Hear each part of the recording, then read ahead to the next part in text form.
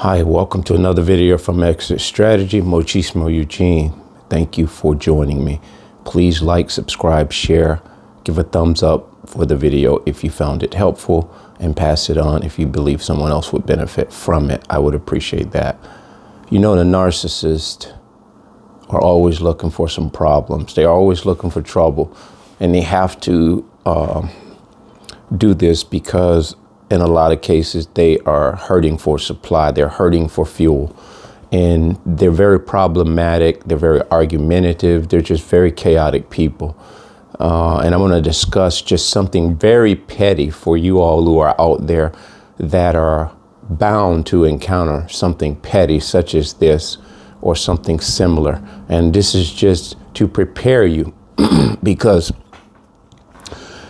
even though you're awake and you're highly aware and you can spot a narcissist from somewhat afar, you can even detect them and determine pretty much within, you know, a fair amount of assessments that they may have a personality disorder. You may not be wholeheartedly certain, but you know enough. You know they're toxic enough that you don't want no part of them. And that's enough for us. You know that. You know, damn the proper diagnosis. We don't have to be doctors. We know behavior. And so what you may encounter, even though you're awake and aware, highly aware, there are instances when these things will come upon you out of the blue. And yesterday was no exception. And this is just a little story time because I'm going to show you how you deal with these types of situations. I was clearing a parking lot in front of a corner store. And of course, there are cars coming in as I'm cleaning this driveway with the machine. And so most, if not all, the people were mindful that areas that were being cleared, they would park in other areas. And lo and behold, here comes this individual. You know, you always got to have one of those, right? They come along and they come in like all the other vehicles and they park in just in a general space while they await the person who got out of the car to go into the store. Understandable. You know, nobody's looking for everybody to park specifically in a specific space. We're just moving around one another. And everybody with the common sense saw this. So this individual was waiting in the car, SUV. And as their occupant comes back out and get in the car, you would think they would exit and move along.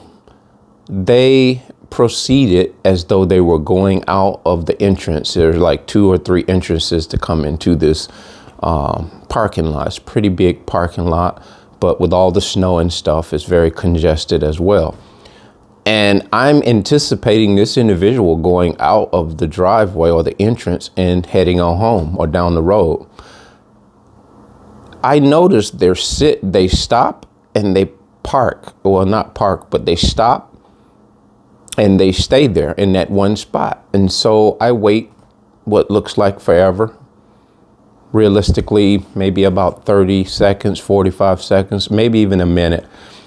And I don't pay no never mind. And all of a sudden I notice the car doesn't move. And I know the occupant just came back out of the store. So I'm wondering, what is the problem? And so I'm sitting in the machine.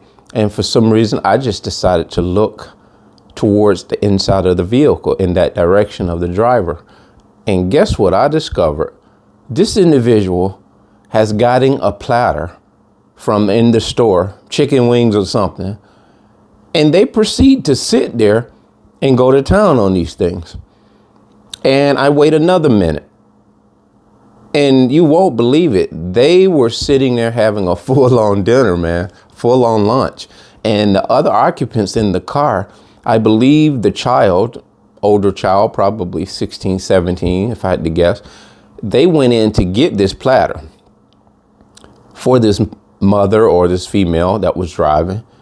And when they brought it back to them, They proceeded to go to town on this. And this is not the only problem. I looked in there and I observed they didn't share with anybody in the car. And the passenger, which was the occupant that went to in the store to get the food, they were looking towards my direction periodically.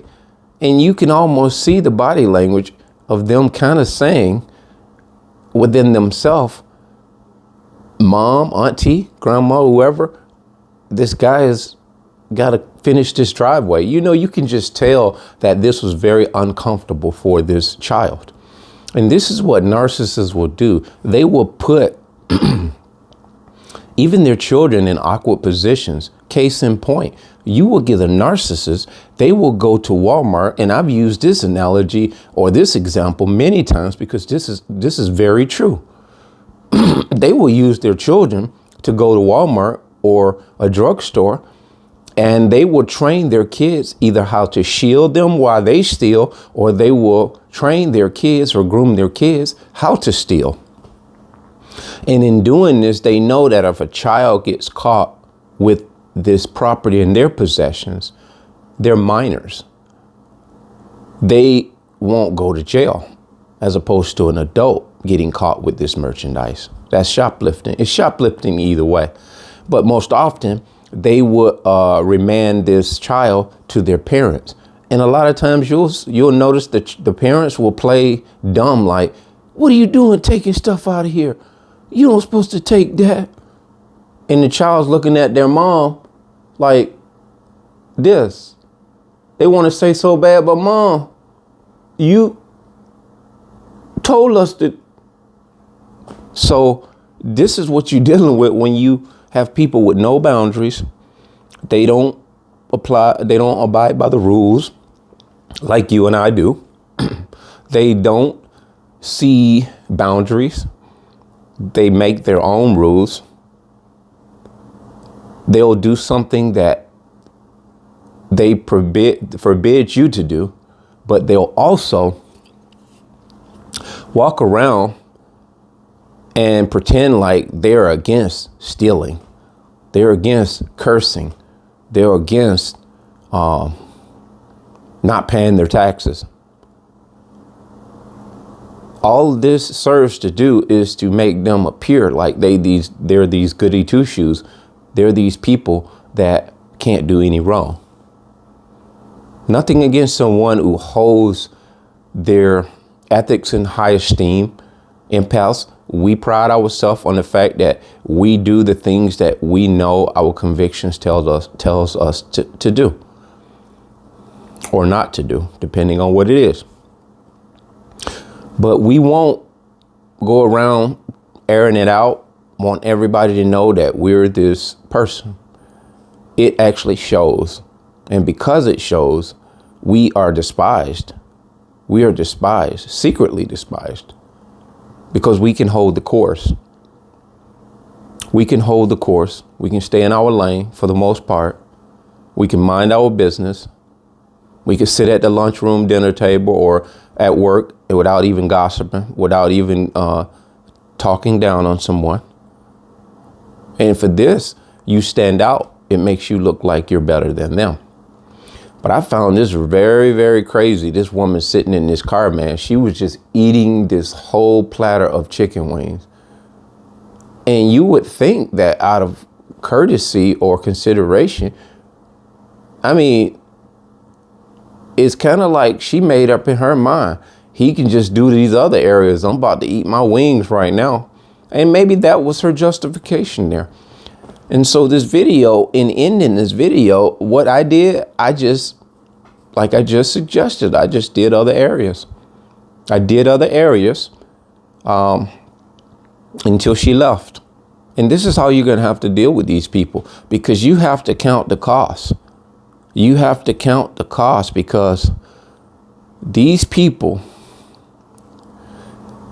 have already lost. Not only have they lost their mind, they've lost the battle against their better judgment. And so they're going in, I want to say limp mode like a car, but they're going in this autonomy of, I'm going to just do whatever feels right for the moment, whatever looks right in the grand scheme of things, and they're cutting and pasting. This is why some of the things they do don't make any rational sense. They're not consistent in anything.